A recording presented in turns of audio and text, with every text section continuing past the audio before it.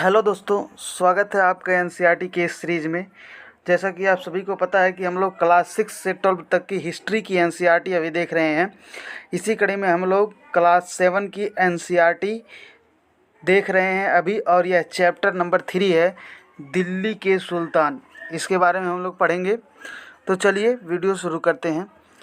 देखिए, सबसे पहले दिल्ली यहाँ पे महत्वपूर्ण शहर 12वीं शताब्दी में बना, ये आपको याद रखना है, इसलिए मैंने यहाँ पे अलग से लिख दिया है दिल्ली कब बना था। तो दिल्ली 12वीं शताब्दी में बना था। ठीक है, आगे बढ़ते हैं। अभी कुछ इसमें इम्पोर्टेंट नहीं है, तो आगे बढ़ के देखते हैं यहाँ से।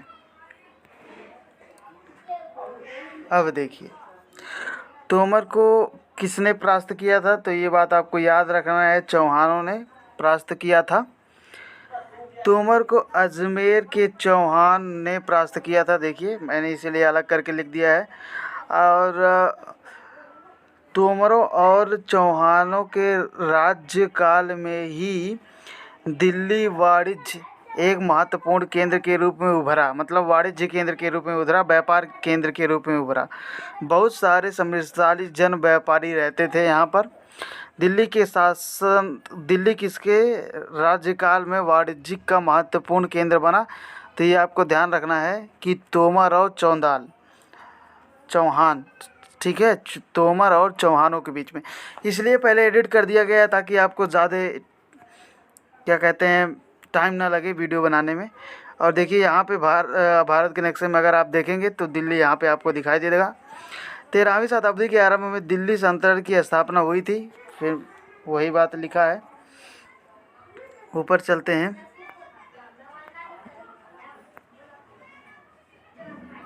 यहाँ देखिए, ये कुछ मैंने चार्ट बनाया है ताकि आपको आसानी हो। देखिए, दिल्ली सल्तनत में कितने राजवंशों से मिलकर बना था? 5 राजवंशों से। आपको ये बात ध्यान में रखनी है।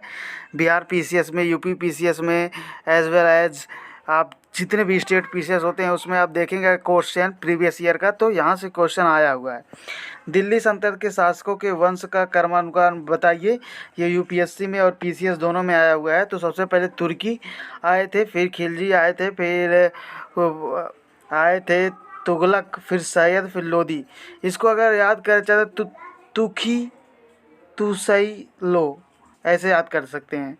तुसी तुकैलो, तुखी तुसैलो, तुखी तुसैलो। अगर आप ऐसे करेंगे तुखी तुसैलो, तो से तुर्की, खे से खिलजी, और तुसी तुकै तुसैलो, तू से तुगलक, और सैयद फिर क्या कहते हैं लोधी। तो तुसी ऐसे आप याद कर सकते हैं, तुखी तुसैलो, तुखी तुसैलो आप ऐसे याद कर सकते हैं। तुर्की, खिलजी, तुगलक, सैयद, लोधी।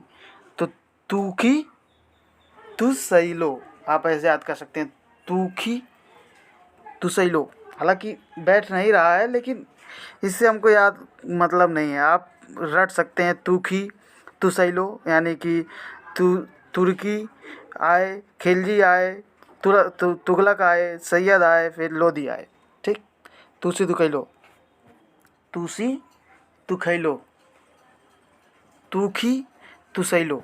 ठीक है, उसके बाद से यहाँ पे अब हम देखते हैं दिल्ली सल्तनत के शासक के बारे में। तो ये देखिए, यहाँ पर तुर्की का आरंभ होता है 1206 से 1290 तक। ठीक है, यहाँ पे आप जलालुद्दीन खिलजी, आप ये देखिए सैयद वंश देखिए, लोधी वंश देखिए। तो आप कैसे याद रखेंगे? तुखी तुसैलो, तू से तुर्की, खे से खिलजी, तुगलक, सैयद और लोधी। ठीक है, आगे बढ़ते हैं। तुखी तुसैलो ऐसे याद रख लीजिए। देखिए, दिल्ली के सुल्तान के बारे में जानकारी कैसे प्राप्त करें? हाल के अभिलेखों, सिक्कों और स्थापत्य के माध्यम से काफ़ी सूचना मिलती है, मगर और भी महत्वपूर्ण इतिहास, तारीख और जो सुल्तानों के शासन के प्रशासन में भाषा फारसी में लिखा जाता था, साहित्यिक स्रोत मिलते हैं, कुछ पुरातात्विक साक्ष्य मिलते हैं।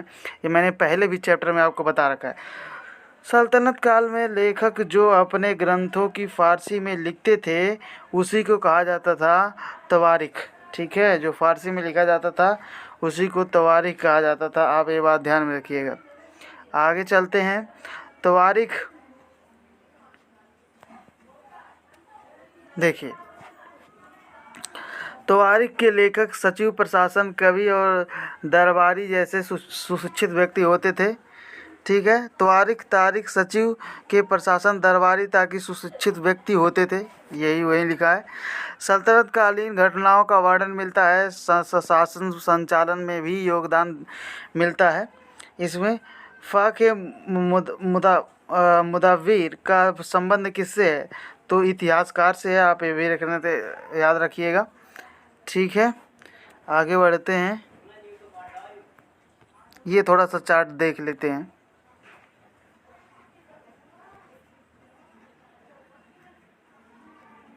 आइए देखते हैं। तवारीख के लेखक सुल्तान जिनके लेखन में की केंद्र में होते थे। ठीक है, जो तवारीख के लेखक होते थे वो सुल्तान के बाद, जाहिर सी बात है उन लोगों का सत्ता है तो उन्हीं के बारे में लिखा जाएगा। और लोगों में गांव में शायद ही कभी रहते थे।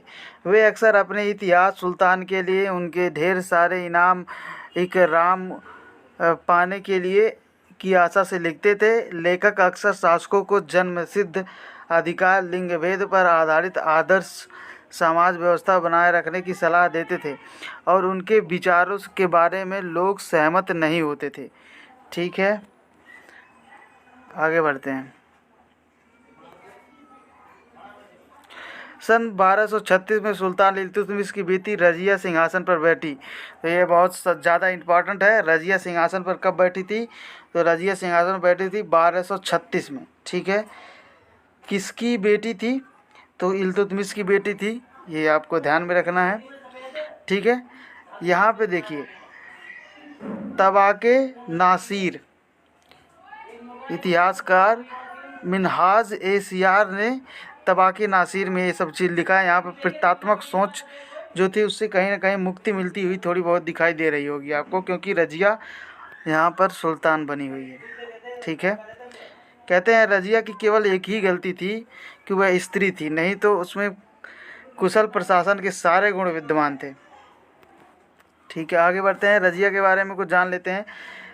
मिर्जा ने सिराज का सोचना था कि ईश्वर ने जो आदर्श समाज व्यवस्था बनाई है उसके अनुसार स्त्री को पुरुषों के अधीन होना चाहिए और रानी का शासन इस व्यवस्था के विरुद्ध जाता था। इसलिए वह पूछता था खुद की रचना के खाते में उसका ब्यौरा चूँकि मर्दों की सूची में नहीं आता, इसलिए इतनी शानदार खूबियों में भी उसे आखिर शामिल नहीं हुआ। ठीक है, उसके साथ खूबी पूरी थी लेकिन इसलिए शामिल नहीं हुई क्योंकि वो एक स्त्री थी। रजिया ने अपने शिलालेखों और सिक्कों पर अंकित करवाया है कि वह सुल्तान इल्तुतमिश की बेटी थी। आधुनिक आंध्र प्रदेश के वारंगल क्षेत्र में किसी समय काकतीय वंश का राज्य था और इस वंश की रानी रुद्रम्मा देवी 1262 से 1279 के व्यवहार में रजिया का व्यवहार बिल्कुल विपरीत था। रुद्रम्मा देवी ने अपने अभिलेखों में अपना नाम पुरुषों जैसे लिखवाकर अपने पुरुष होने का भ्रम पैदा किया था। और एक और महिला शासक थी कश्मीर की रानी जिद्दा, जिसका नाम दीदी से निकलता है, और जाहिर है कि प्रजा ने अपनी प्रिय रानी को यह स्नेहभार दिया होगा। ठीक है, आपको ये बस वैसे ही है। तो रजिया ने सारा जो काम किया था वो अपने पिता के नाम से किया था, ये भी याद रखना है। इसीलिए उस शिलालेख में उसके नाम कहीं नहीं मिलते। आगे बढ़ते हैं, आप ये थोड़ा सा देख लीजिए। दिल्ली सल्तनत का विस्तार गौरीशन शहर से साम्राज्य तक। देखिए, राजकोट यहाँ पे है, लाहौर यहाँ पे है, मुल्तान, उच्च सरस्वती, झांसी, अजमेर, रणथंभौर, ग्वालियर, मगध, ये बनारस, एक लखनौती, ये सब आप याद रखिएगा, कभी कभी पूछ लेगा तो आप ध्यान में रहेगा थोड़ा सा वैसे। बाकी ये सब इम्पोर्टेंट नहीं है आपके लिए, तो इसको मैं काटते जा रहा हूँ। यहाँ पे ये देखिए थोड़ा सा, एक छोटा सा यहाँ पे है। अलाउद्दीन खिलजी के शासनकाल में दक्षिण भारत को लक्ष्य करके सैनिक अभियान शुरू किया गया था। तो देखिए किस सुल्तानकालीन शासन में शासक के शासनकाल में दक्षिण भारत से लक्ष्य बनाकर सैनिक अभियान शुरू किया गया था। तो ये अलाउद्दीन खिलजी था। आप इस बात को रट लीजिए, याद कर लीजिए, कभी भूलिएगा मत। आगे बढ़ते हैं। ये देखिए आप अपनी तरफ से इसको देखिए किस तरह से 1200, देखिए 1299 में गुजरात, 1303 में चित्तौड़, फिर रणथंभौर, फिर 1305 में राजगिरी, ये सब, फिर इसी तरह से तंजावुर। ये सैनिक अभियान की बात है, कहाँ कहाँ सैनिक अभियान किया गया था। ठीक है, आगे बढ़ते हैं, इसको थोड़ा सा पढ़ लेते हैं। 12वीं सदी के आखिरी दशक में बनी कुव्वत अल इस्लाम मस्जिद तथा उसकी मीनारें, यह जामा मस्जिद दिल्ली के सुल्तान द्वारा बनाए गए सबसे पहले शहर में स्थित है।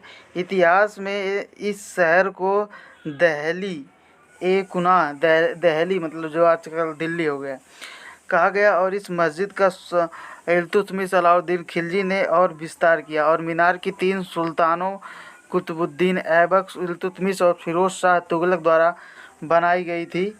आपको यह भी बात ध्यान में रख लेनी है। आगे बढ़ते हैं, ये सब आपके लिए इम्पॉर्टेंट नहीं है, जल्दी से ख़त्म करते हैं, अभी हम लोग को बहुत आगे जाना है। देखिए इट मोस्ट इम्पॉर्टेंट जो लिखा गया है उसको आप देख लीजिए। ओट की मस्जिद सिकंदर लोदी के शासनकाल में यह उसके मंत्री द्वारा बनवाई गई थी। तो ये आप बात याद रख लीजिएगा, ओट की मस्जिद सिकंदर लोदी के मंत्री द्वारा बनवाई गई थी। ये बात ध्यान में रखनी है, सिकंदर लोदी द्वारा नहीं बनवाई गई थी, काल उसी का था, लेकिन उसके मंत्री द्वारा बनवाई गई थी ओट की मंदिर। ठीक है, अब आगे हम बढ़ते हैं थोड़ा सा। ये मोबाइल से शूट हो रहा है, इसलिए आप लोगों को थोड़ी सी असुविधा हो रही होगी, तो क्या कर सकते हैं, जब गरीबी है तो मोबाइल से ही करना पड़ेगा। आइए देखते हैं। खिलजी और तुगलक वंश के अंतर्गत प्रशासन और समेकन नज़दीकी के एक नज़र अगर हम डालें तो एक नज़र अब हम डाल के देख लेते हैं इसमें। ठीक है, दिल्ली सल्तनत में कैसे विशाल साम्राज्य के समेकन के लिए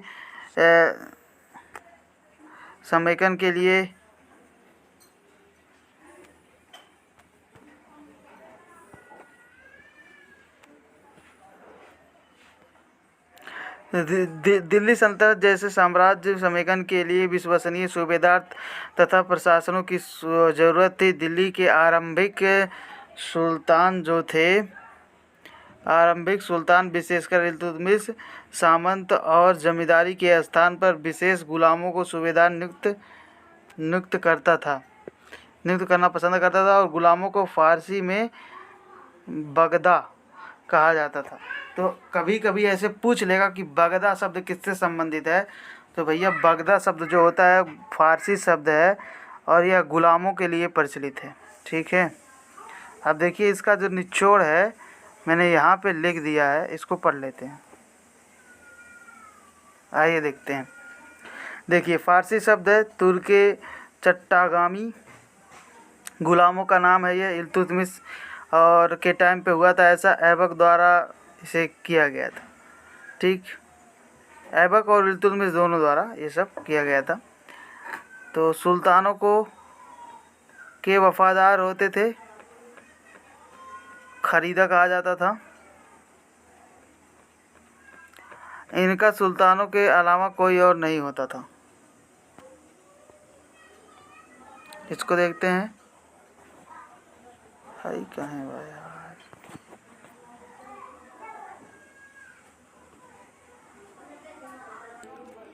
आइए देखते हैं, बेटों से बढ़कर गुलाम सुल्तानों को सलाह दी जाती थी। जिस गुलाम को हमने पाला पोसा और आगे बढ़ाया उसकी हमें देख रेख करनी चाहिए, क्योंकि तकदीर अच्छी हो तभी पूरी ज़िंदगी में कभी कभी ही योग्य और अनुभवी गुलाम मिलते हैं। बुद्धिमानों का मानना है कि योग्य और अनुभवी गुलाम बेटे से भी बढ़कर होता है। उस टाइम के गुलामों का मानना था। आगे बढ़ते हैं।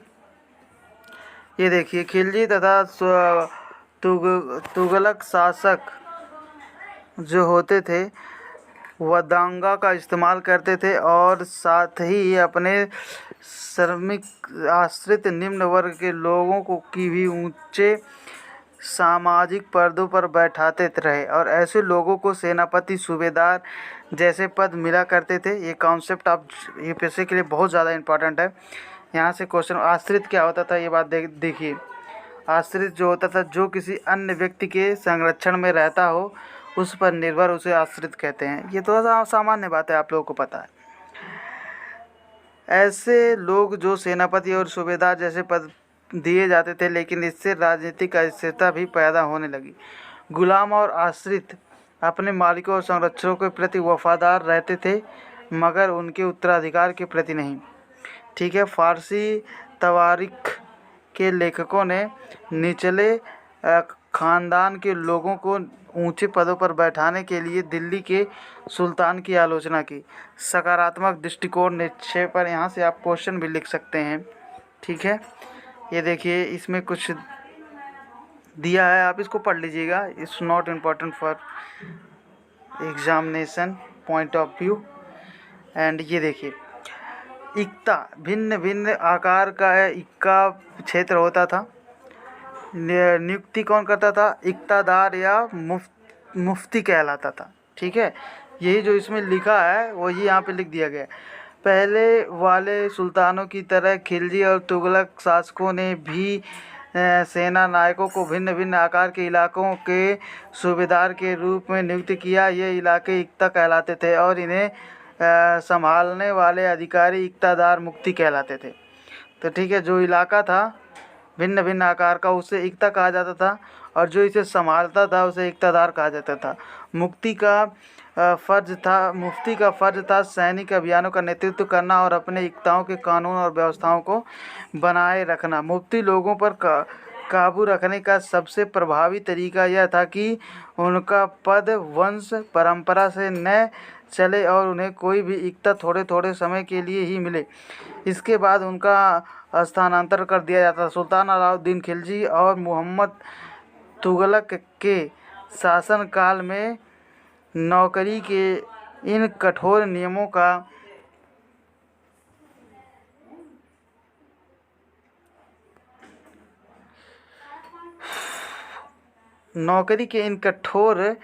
नियमों का बड़ी सख्ती से पालन किया जाता था। ठीक है। मुफ्ती लोगों द्वारा एकत्र किए गए राजस्व की रकम का हिस्सा लेने के लिए लेखा अधिकारी नियुक्त किया जाता था। इन बातों का ध्यान दिया जाता था कि मुफ्ती राज्य का निर्धारित कर ही वसूल करे और तय समय के अनुसार सैनिक रखे। तो ये बात आपको ध्यान में देनी है कि मुफ्ती कौन था। तो मुफ्ती भिन्न भिन्न आकार के जो इलाके होते थे उनका एक तरह से स्वामी होता था, उस क्षेत्र का देख रेख करता था और इसकी नियुक्ति इक्तादार या मुफ्ती कहलाता था। नियुक्त व्यक्ति जो होता था इसका देख रेख जो करता था उसको इक्तादार या मुफ्ती कहते थे। आप ये बात ध्यान में रखिएगा, कभी कभी पूछ लेता है। अब ये सब इम्पोर्टेंट नहीं है, इसको काटते चल रहे हैं। और देखिए यहाँ पे जो इम्पोर्टेंट है मैंने लिख दिया है। देखिए, इब्न बतूता मोरक्को का एक निवासी था, साउथ अफ्रीका में रहता था, मतलब उत्तरी दक्षिणी नॉर्थ अफ्रीका में 14वीं सदी में भारत आया था। ठीक है। तो ये सब इम्पोर्टेंट होता है नहीं, स्टेट पीसीएस में पूछता है ज़्यादातर ऐसा क्वेश्चन, बाकी यूपीएससी में तो नहीं पूछता। ये आ जाइए चंगेल के बारे में थोड़ा सा जान लेते हैं। चंगेज खां के नेतृत्व में मंगोल ने 1219 में उत्तरी पूर्वी ईरान में ट्रांसऑक्सिसियान आधुनिक उज़्बेकिस्तान, मतलब ये जो ट्रांसऑक्सिसियान जहाँ आधुनिक उज़्बेकिस्तान में है। अब आप मैप में अपना उज़्बेकिस्तान देखिएगा। और इसके शीघ्र बाद ही दिल्ली सल्तनत में उनका धावा झेलना पड़ा। अलाउद्दीन खिलजी ने और मोहम्मद बिन तुगलक के शासन के आरंभ में दिल्ली पर मंगोल के धाव बढ़ गए थे और इससे मजबूत होकर दोनों के सुल्तानों ने एक विकास स्थानीय क्षेत्र बड़ी खड़ी करनी पड़ी थी और इसलिए इतनी विशाल सेना को संभालना प्रशासन के लिए भारी चुनौती थी और दोनों सुल्तानों ने इस चुनौती का सामना कैसे किया, बहरहाल आगे हम लोग देखेंगे।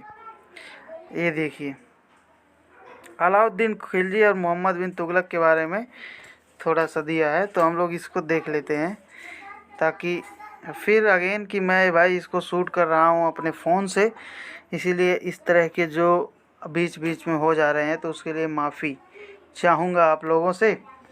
चलिए, अलाउद्दीन, ये आराम से पढ़िएगा। अलाउद्दीन खिलजी, मोहम्मद बिन तुगलक और दिल्ली पर 2 बार हमला करना, 1299, 1300 और 1302, 1303 में। इसका सामना करने के लिए अलाउद्दीन खिलजी ने एक विशाल स्थानीय सेना खड़ी की। ठीक है, मोहम्मद तुगलक के शासन में आरंभिक वर्षों में सल्तनत पर हमला हुआ था।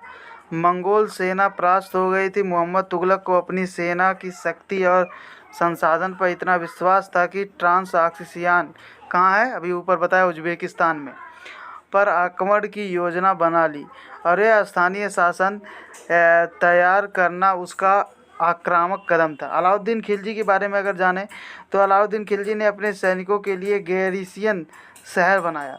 अब गैरिसियन शहर का संबंध किससे है, तो अलाउद्दीन खिलजी से है या अलाउद्दीन खिलजी के सैनिकों से है, ये बात ध्यान में रखनी है। गैरिसियन शहर बनाने के स्थान पर दिल्ली के 4 नगरों में से सबसे पुराने शहर दिल्ली, एक कुल्हां, ये आजकल का दिल्ली है, ठीक है, निवास करने के लिए खाली करवा कर वहाँ सैनिक छावनी बनवा दिया गया और पुराने शहर के निवासियों को दक्षिण से बनी नई राजधानी दौलताबाद भेज दी गई। ठीक है, ये देखिए, सैनिकों को पेट भरने की समस्या को गंगा यमुना के बीच की भूमि से कर के रूप में खेती को पैदावार इकट्ठा करके हल किया गया और किसानों की पैदावार का 25% हिस्सा कर के रूप में लिया गया। ये बात याद में रखनी है कि 50% हिस्सा अलाउद्दीन खिलजी के टाइम पे कर के रूप में लिया जाता था, याद रखना होगा आपको। 50% कभी कभी पूछता है। सेना को खिलाने के लिए उसी इलाके में खाद्यान्न इकट्ठा किया जाता था और सैनिकों की विशाल संख्या की ज़रूरत पूरी करने के लिए सुल्तान के अतिरिक्त कर भी लगाया जाता था। इस दौरान के क्षेत्र में अकाल भी पड़ा, ये भी आपको ध्यान में रखना है कि इसके दौरान क्षेत्र में अकाल पड़ गया था। ठीक है, आइए, सैनिकों को वेतन भी देना पड़ता था। अलाउद्दीन खिलजी को इक्ता के स्थान पर नगद वेतन देना तय किया। अलाउद्दीन, देखिए इक्ता क्या था, मैंने आपको बताया कि इक्ता जो था वो एक तरह से भूमि दे दिया जाता था और जो इक्तादार होते थे उनको मुफ्ती कहा जाता था या इक्तेदार कहा जाता था। तो वो जो मतलब जो सैनिक थे उनको उनके उसके रूप में दे दिया जाता था ताकि आप वहाँ से अपना खेती वेती करके अपना जीवन यापन कर सकें। लेकिन जो अलाउद्दीन खिलजी था वह वेतन देता था, वह भूमि नहीं देता था। ठीक है, यहाँ पर देखिए, ये भी इसमें ये भी सिमिलरिटी है कि ये भी वेतन देता था, यानी कि मोहम्मद बिन तुगलक भी वेतन देता था। मुद्रा की तरह टोकन यानी कि सांकेतिक मुद्रा देता था। आजकल देखिए जो मेट्रो में आपको एक ई वाउचर मिलता है, उसी तरह से कहीं ना कहीं समझिए कि टोकन होता था। और सिक्के धातु के बने होते थे, लेकिन सोने चांदी से न होकर सस्ती धातुओं के होते थे। ये बात आपको ध्यान में रखनी है कि तुगलक वंश में जो था सोने चांदी की वस्तुएं नहीं होती थी, क्योंकि उस समय उन लोगों के पास उतनी फाइनेंशियली स्थिति सही नहीं थी। आगे बढ़ते हैं। ये देखिए, अलाउद्दीन के प्रशासनिक कदम काफ़ी सफल रहे। उसी तरह से इसके और इतिहासकारों ने कीमतों में कमी और बाज़ार की वस्तुओं में कुशल आपूर्ति के लिए उसके शासन की बहुत बुरी प्रशंसा की है। ये बात आपको ध्यान में रखना है। लेकिन वहीं देखिए, मोहम्मद बिन तुगलक द्वारा उठाए गए प्रशासन का बेहद असफल रहे। कश्मीर का उसका आक्रमण पूरी तरह से विफल रहा। ठीक है, उसने तुरान पर हमला करने का इरादा छोड़ दिया। इसी बीच प्रशासन से संबंधित जो कदम उठाए उसमें कई परेशानियां पैदा हुई। दौलताबाद से ले जाने से लोग बहुत नाराज़ हुए। टोकन मुद्रा भी वापस लेनी पड़ी। ये सब आप ध्यान में रख सकते हैं, ऐसे एक बार पढ़े रहेंगे, जब आप पेपर में जाएंगे तो आप अच्छी तरह से रिकॉल कर पाएंगे। ये सब आ जाता है, ऐसी बात नहीं है। ठीक है, ज़्यादा टेंशन लेने की ज़रूरत नहीं है कि इतना याद नहीं हो रहा है, याद हो जाएगा, कोई दिक्कत नहीं।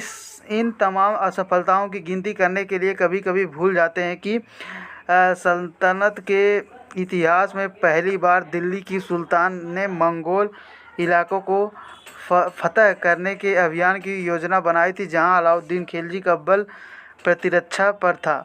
वहां मोहम्मद बिन तुगलक द्वारा उठाए गए कदम मंगोल के विरुद्ध सैनिक आक्रमणों की योजना का हिस्सा था। ठीक है, ये बात थोड़ा सा आप ध्यान रख लीजिए। अब ये सब आपके लिए इम्पोर्टेंट नहीं है तो इसको छोड़ते जा रहे हैं, ये भी नॉट इम्पॉर्टेंट फॉर यू। अब देखिए थोड़ा सा ये कर लेते हैं, चैप्टर हम लोगों का ख़त्म हो गया है। देखिए दिल्ली ने के सबसे पहले पहल किसकी राजधानी स्थापित की? दिल्ली में पहले पहल किसने राजधानी स्थापित की? तो तोमरों ने। ये बात आपको याद में रखनी है। दिल्ली के सुल्तान के शासन काल में प्रशासन की भाषा क्या थी? फारसी थी। ठीक, इसके शासन के दौरान सल्तनत का सबसे अधिक विस्तार हुआ अलाउद्दीन खिलजी के टाइम पे। अलाउद्दीन खिलजी और मोहम्मद बिन तुगलक दोनों के टाइम पे सल्तनत का सबसे ज़्यादा विकास हुआ था। ये बात आपको ध्यान में रखनी है। इब्न बतूता किस देश से आया था? तो मोरक्को से आया था। जो मोरक्को कहाँ है? उत्तरी अफ्रीका में है। ठीक है, तो thank you so much for watching this lecture, और ज़्यादा से ज़्यादा शेयर कीजिए ताकि आपका जो यूपीएससी की जो तैयारी कर रहे हैं उनको भी ये जाए वीडियो। और लाइक शेयर करना मत भूलिए। प्लीज़ चैनल को सब्सक्राइब करिएगा। Thank you so much.